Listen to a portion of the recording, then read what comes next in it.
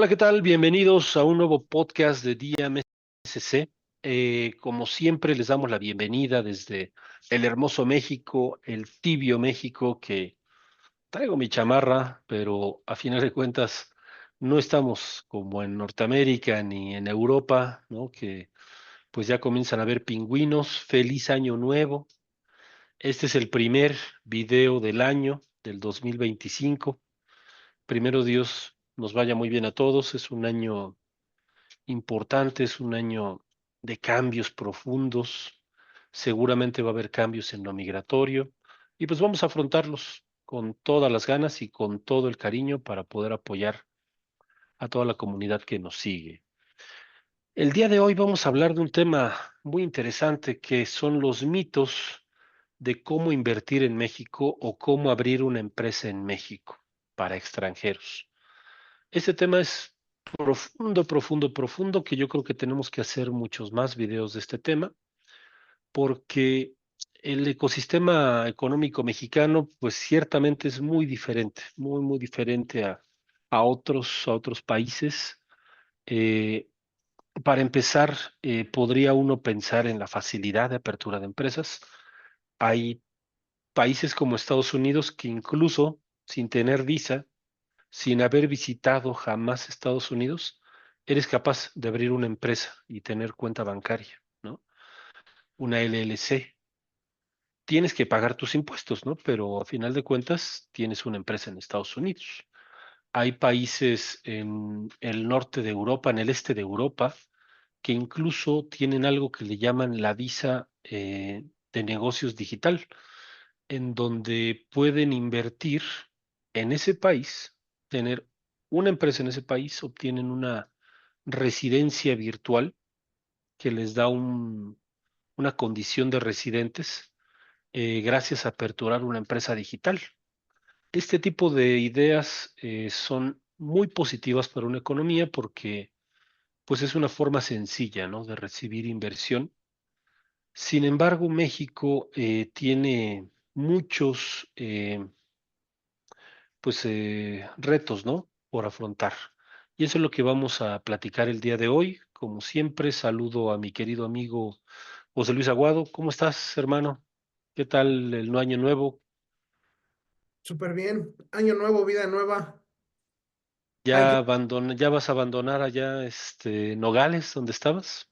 Y vamos a ver a qué otro lugar hermoso y bello de México nos mandan. Esperemos que aquí en el siguiente se haya mucha comida. Un saludo a todos los hermanos sonorenses que nos hayan visto, que nos estén viendo. Los voy a extrañar mucho. Voy a extrañar sus carnes asadas.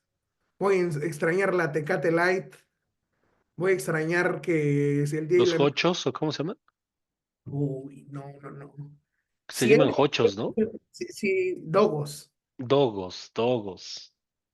Si alguien me está viendo en este video, compadre, si alguna vez ves este video, sabes quién soy, sabes quién eres. En Imuris, justo enfrente, hay unos dogos que, los mejores dogos que me he comido en mi vida. Ni los de Sonora, aunque me vapuleen y se enojen conmigo. Hay unos dogos en Imuris que le mandé un video al licenciado Abraham, que obras de arte, ¿eh? Deliciosos, recomendadísimos al 100%. Unos buenos dogos. Muy bien, pues vamos a darle este video para los que nos están viendo y gracias por seguirnos en esta nueva red que ya estamos subiendo podcast, que es Spotify. Si nos escuchan y nos quieren conocer, pues los encuentran en YouTube, Facebook, Instagram, TikTok, Twitter, pues todas estas redes que ya son desde hace casi 20 años, caray, cómo pasa el tiempo, la base del entretenimiento y la comunicación en el mundo. Y pues ahora también nos escuchan, bueno, que también el podcast de hecho fue primero, pero que no nos habíamos metido a estos lugares, ¿no? Vamos a hablar entonces a fondo sobre esto. Les comentaba pues que esta es una idea muy innovadora que yo creo que podríamos darle al gobierno de México, ¿no? La posibilidad de dar residencias digitales, ¿no? Por medio de apertura de empresa a distancia. Dentro de todas las asesorías que atendemos diario, nos llegan muchos empresarios sudamericanos, europeos, norteamericanos, que tienen clientes mexicanos. Vamos a poner un ejemplo de un cliente que estamos comenzando a ayudar, que está en Canadá. Él tiene una empresa de transportes. Como ustedes saben, en México no se permite la inversión extranjera en transportación, pero se permite, pues, por ejemplo, aspectos como la logística, ¿no? Que una empresa pueda contratar a empresas mexicanas para realizar el movimiento de mercancías hacia la frontera de Estados Unidos. Por lo tanto, el cliente canadiense tiene la necesidad de tener una empresa en México para poder proporcionar el servicio a sus clientes mexicanos de envío de mercancías a Canadá. Estas mercancías van a cruzar Estados Unidos y pues por la facilidad de inversión en Estados Unidos, nuestro cliente incluso tiene la posibilidad de acercarse a la frontera con México, vamos a poner en El Paso, Texas, y cargar su camión con la mercancía que llevan los camiones mexicanos al Paso, Texas. Y desde ahí, vámonos, hasta Canadá. Llega con la mercancía que reparte, vamos a pensar que un mexicano emprendedor vende, no sé, chocolate, ¿no? Que manda cajas de chocolate hacia Canadá. Entonces, la empresa canadiense proporciona ese servicio de recoger hasta México toda la mercancía y distribuirla, ¿no? En todas las centros de distribución que tiene esta empresa allá en Canadá y facilitar, pues, la logística de envío. Sin embargo, es complicado para un extranjero canadiense que tiene esas intenciones de inversión en México, pues aperturar esta empresa. ¿Por qué? Porque tiene que venir a México, que porque tiene que apostillar documentos, que porque tiene que firmar una constitutiva, que se tiene que sacar permiso de la Secretaría de Economía, que se tiene que sacar mil y un trámites, ¿no? Que sobre todo el SAT pareciera que no quiere que se le paguen impuestos y te pone mil y un pretextos y copias y pues ahí sí yo haría una crítica constructiva a que el sistema de administración tributaria pues ya evolucione, no son necesarias las copias. Creo que nada más lo único que hace pues, es generar ahí folders y folders seguramente, ¿no? O estar presentando pues cosas tan específicas, ¿no? El reto que está afrontando el Estado mexicano, pues también es obvio, ¿no? Que teníamos empresas que lavaban dinero, teníamos empresas que pues, generaban algún tipo de triangulación económica, pero pues eso se puede superar, ¿no? Con dos, tres expertos en tecnología digital que puedan facilitar la apertura de empresas. Pero pues vamos entonces a ver cuáles son estos mitos, ¿no? Para la apertura de empresas y los retos. Licenciado José Luis, ¿usted cuál considera que es uno de los principales mitos que tienen nuestros usuarios cuando nos piden asesoría para apertura de empresas? Yo creo que lo primero que tenemos que tener claro es el tema de saber que el Estado mexicano y en específico las autoridades mexicanas tienen muy poco conocimiento acerca de cómo deben llevar a cabo los procedimientos con empresas extranjeras y sobre todo creadas por extranjeros. Hay cosas que no empatan del pasado, o sea, tenemos detalles del pasado, por ejemplo, hay una ley dentro del trámite 5 de los lineamientos para trámites y procedimientos que establece que un extranjero que crea una empresa en México puede obtener residencia. Si nosotros nos vamos a las bases lógicas de la ley, a contrario censo, toda persona que no tenga una residencia podría crear una empresa. Y uno de los grandes mitos que existen en México es ese, que necesitas una residencia para crear una empresa. Y sobre ese mito viene una construcción, una cantidad de problemas que llevan, no solo porque tengan que ver con un tema de malos procedimientos o que la gente no sepa, sí hay un profundo tema de ignorancia en relación a cómo funcionan los procedimientos para extranjeros, porque tenemos notarios hoy en día que le siguen llamando FM3 a la tarjeta, que le dicen, siguen llamando FM2, tarjeta de extranjería, documento de extranjería. y realmente estamos muy limitados al respecto. También hay que entender que esto está muy pegado con el tema de la reforma que apenas tuvimos en temas de beneficiarios controladores, que cerró mucho el panorama, tanto para mexicanos y de por sí a los mexicanos lo sumió en un huequito muy pequeño. A los extranjeros viene y les da más respuestas, o sea, ya estamos hablando de que tienen que traer incluso actas de nacimiento apostilladas en algunos casos, en otros no, y entonces va a depender mucho de quién te ayude a hacer tu procedimiento. O sea, incluso no me dejarás mentir, Abraham, el hecho de que a nosotros nos contratan como representantes legales porque podemos ser sus representantes legales para la constitución de sus empresas y para el debido funcionamiento de las mismas. No me dejarás mentir, Abraham, que tenemos este problema de que llegas al SAT y el SAT dice, no, al representante legal no le puedo otorgar la cuenta del el La número firma de electrónica firma o el electrónica. RFC. Exactamente, entonces estamos hablando de limitaciones que tienen que ver con ignorancia, por eso sí es importante como llevar un estatus un poquito más idóneo con tu abogado para saber qué quieres, porque no todas las empresas aplican.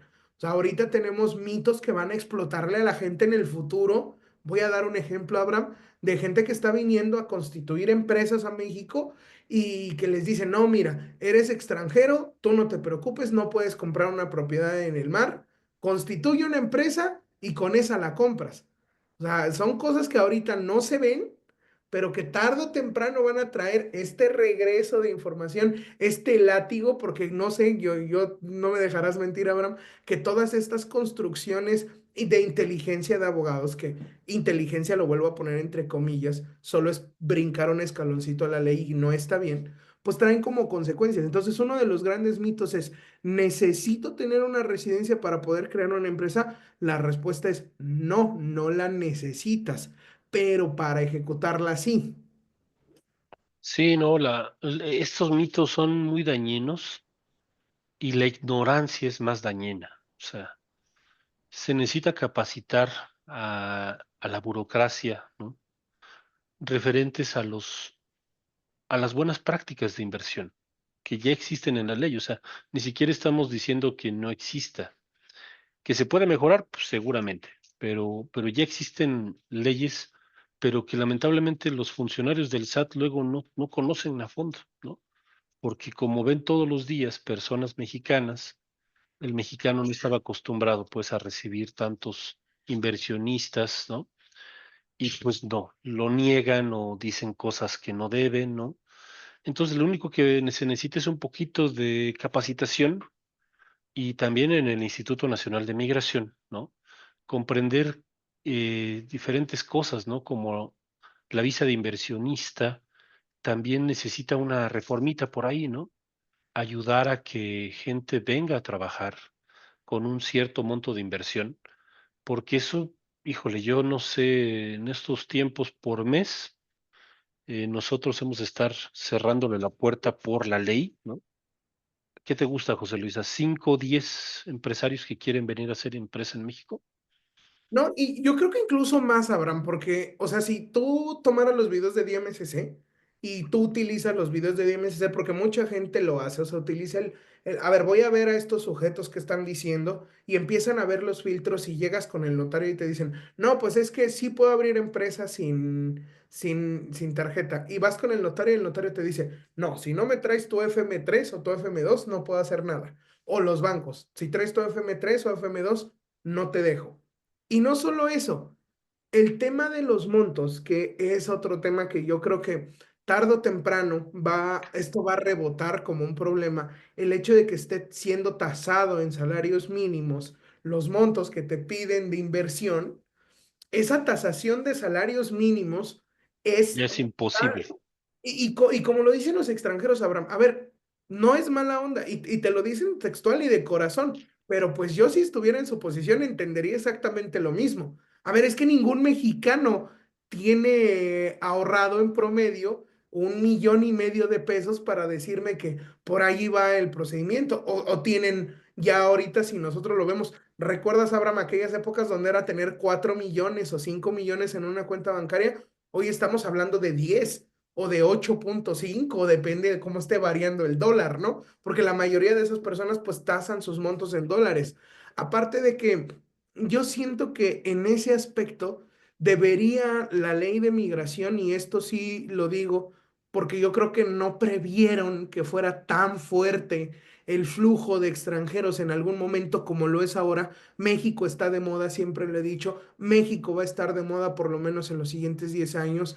Es una realidad el bloque norteamericano que existe al día de hoy y que México está participando de él de manera económica, política, social, a nivel internacional, el estatus de vida, el entender que Yucatán, que Mérida, que Oaxaca, lejos de los temas de gentrificación, que no me voy a meter en ellos, México se está convirtiendo en un lugar popular para vivir, para invertir, para producir y para generar. Entonces, ante eso, el extranjero sí se queda un poquito limitado de decir, oye, espérame, o sea, yo simplemente con crear una empresa en Panamá, me van a dar una residencia si la trabajo X cantidad de tiempo. O que simplemente los requisitos de apertura, yo como te muestro mi modelo de inversión, es mucho más sencillo a lo que es en México. O sea, en México tenemos, y se los digo abiertamente, negativas de trámites de visas por oferta perdón, por solvencia económica o por instrumentos de inversión, por una cosa tan simple de que una persona dice, José Luis, es que yo recibo mi dinero por PayPal. Y es una herramienta que viene utilizándose 10 años, 20 años. O José Luis, yo utilizo una plataforma digital de un banco digital. ¿De dónde te saco una firma si mi banco es digital? El hecho de la necesidad, yo creo que esa es la actualización de las pocas cosas que nada tiene que ver con el instituto, porque el instituto es un ejecutor. Yo creo que sí tendría que haber como esta primicia por parte de ya el Congreso, la Comisión de Migración, la Comisión Especial para temas de migración de la Corte, del Senado, pues que tuvieran un poquito allí de media de decir, a ver, aquí hay que modificar un poquito el tema de criterios, ¿no? Perfilar la ley para una inversión sana, Claro, para una inversión productiva, ¿no? Porque, o sea, también eso es muy real. No estamos en un peor problema con el tema de inversión china porque no pudieron hacer empresas. es Y correcto. también eso promovió que metieran tanta mercancía ilegal y tantas cosas por debajo de la mesa, al grado que la gente de nacionalidad china tuvo que empezar sus negocios de forma, informal, porque no podían abrir empresas por diferentes barreras, el idioma, la comprensión, también porque muchos abogados muy vivales les decían es que tú no puedes ser socio y se ponían de socios y luego los desaparecían los fondos, o sea, una bola de cosas, ¿no? Pero que si ahorita México va a hacer este offshore incorrecto, pues tiene que perfilar la ley hacia una inversión sana de los extranjeros. Y eso va a ser un boom como nunca antes se ha visto en México. El mexicano ya tiene, los emprendedores mexicanos pues ya tienen su empresita. Vamos, ya tenemos un ecosistema creado con Estados Unidos y con Canadá.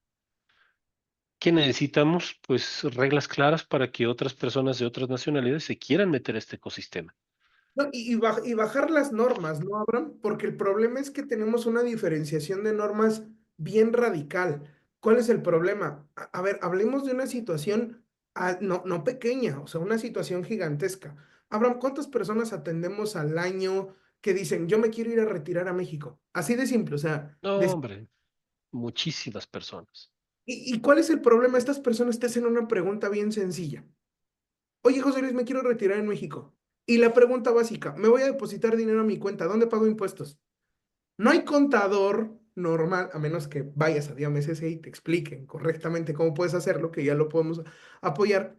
No hay cómo, porque las leyes ni siquiera están bajadas ya al vulgo común. Estás hablando de contadores que sí son expertos en temas internacionales, en acuerdos de no doble tributación, en normas específicas de desempeño y todo este tipo de elementos, pero están diferenciados. Entonces, tú no necesitas un contador que te cobre $1,000 al mes, sino un contador que te cobre 1,500 pesos al mes o 2,500 pesos o 3,000, dependiendo de tu nivel. Pero ya hay una diferencia que hoy en día ya se está apalancando en el Estado mexicano que tarde o temprano, vuelvo a lo mismo, va a volver ese coletazo a traer esa consecuencia debido al esquema de ignorancia que no ha sido producido más que por las propias normas que requieren una actualización. No, y se está perdiendo una cantidad ingente de dinero. O sea, no soy capaz de calcularlo, pero hay muchísimos extranjeros en México.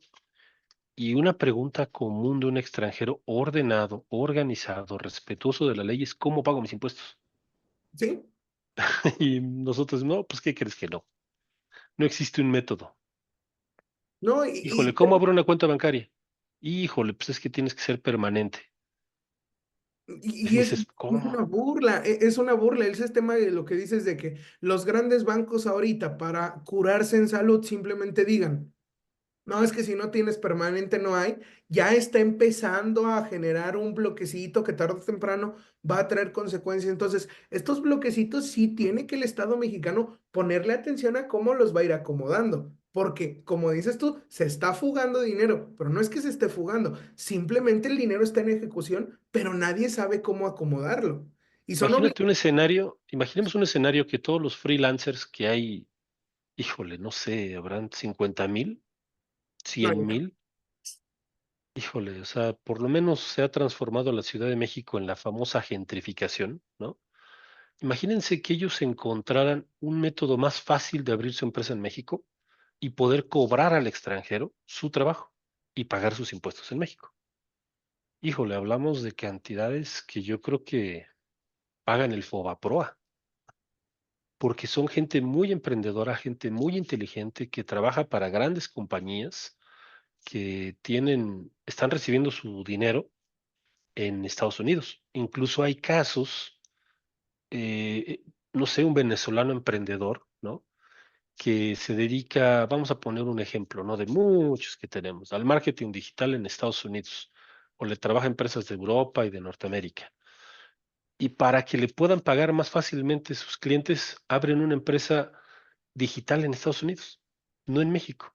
Y reciben su dinero en Estados Unidos y pagan sus impuestos en Estados Unidos y aquí nomás pagan el restaurante, pagan la comida y están aquí porque es barato, pero si les diéramos un mecanismo en donde pudieran trabajar con una empresa legal para que pudieran pagar sus impuestos aquí de forma ordenada y vivir aquí como ya lo hacen, uf, pues México sería el que recibiría los impuestos. Y no solo eso, Abraham, o sea, textual, tenemos, yo creo que esas fantasías de mentales que tenían los maestros cuando daban clases de derecho, o las fantasías de las clases de derecho fiscal de el marroquí que tiene nacionalidad venezolana, que vive en México, que recibe su dinero de Francia, de Italia y de España, que le pagan en Estados Unidos y que saca su dinero para pagar impuestos aquí en México, ¿dónde paga?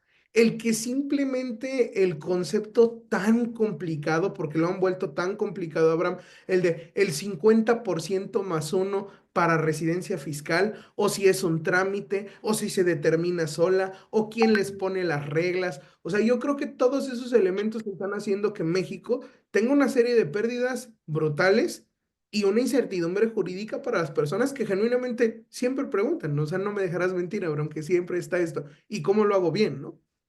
Entonces el mito es, el extranjero solo chupa. No, el extranjero hay que cambiar la perspectiva a que podría ser una fuente de ingresos. Exactamente. Y querrían ser una fuente de ingresos porque honestamente muchos se sienten incómodos con la situación. No nos creen cuando le decimos es que, pues no, necesitas hacer esto, esto, esto y esto. Como que se quedan así, no, se me hace que no sabe. Claro que se pueden dar de alta en Hacienda, claro que pueden abrir una empresa. El problema es la complicación que enfrentan para poder hacerlo. Y, y ellos, como vienen acostumbrados a un ecosistema más sencillo, pues como que dicen, no, pues se me hace que nomás quiere cobrarme el contador, ¿no? O quieren cobrarme por todo. Y no, la realidad es que falta perfilar la ley a la recepción de inversión sana, a la recepción de gente que quiere venir a trabajar a México, desde México para el mundo, y también aquellos que quieren aprovechar pues la dinámica de Norteamérica, y les juro que habría miles de empresas que estarían pagando impuestos y que por lo tanto entrarían a la competitividad norteamericana de una forma sana y sin ningún problema. En fin, este tema está muy interesante, ¿no? Yo creo que habría que irlo desarrollando durante el año, licenciado. Es una crítica constructiva. Sabemos que pues, el Instituto Nacional de Migración hace su trabajo con las leyes que tiene. Es un problema de legislación. El legislador tiene que sentarse a ver el mundo desde una perspectiva más global, O real.